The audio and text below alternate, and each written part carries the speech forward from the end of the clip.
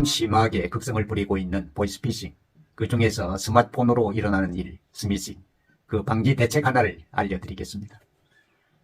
우리는 스마트폰에 전화번호를 기록을 하면서 가족들 간의 그 호칭을, 전화번호에 호칭을 아들, 큰아들, 남편, 또 아내, 이렇게 정리를 합니다.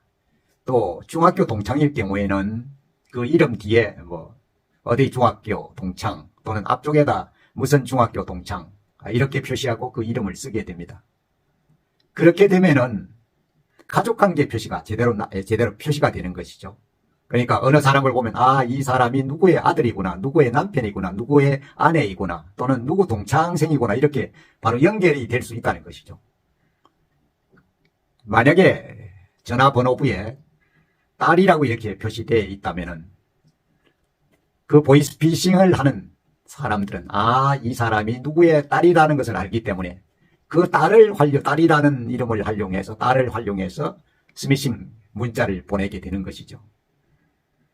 또 이 친구는 누구의 동창생이라는 것을 바로 나타내기 때문에 이 친구에게 동창생을 가장한다면은 넘어갈 수 있겠구나.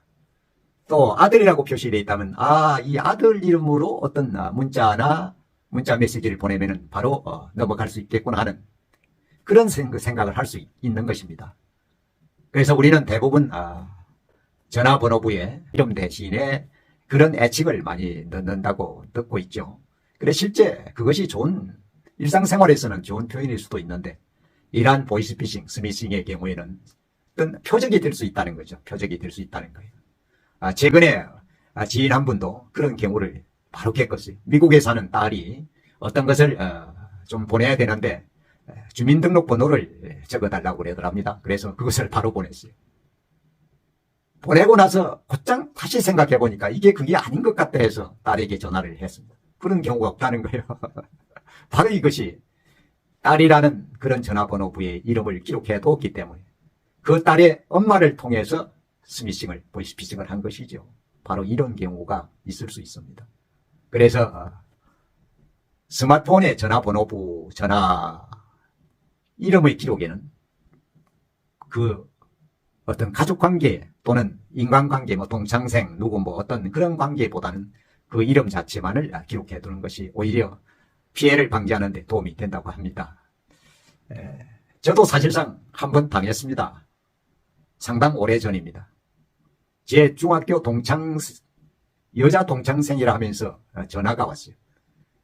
자주 보는 여자 동창생은 아닙니다. 지방 고향 쪽에 있는데 목소리가 그 친구와 똑같았어요. 그래서 많은 금액도 아니고 자기 딸이 어디에 입사를 했는데 그쪽에 책을 좀 팔아줘야 되는 그런 상황인데 친구 내가 좀 팔아주면 안 돼. 한 것만 좀 팔아주면 안 되겠느냐 그런 얘기를 했어요.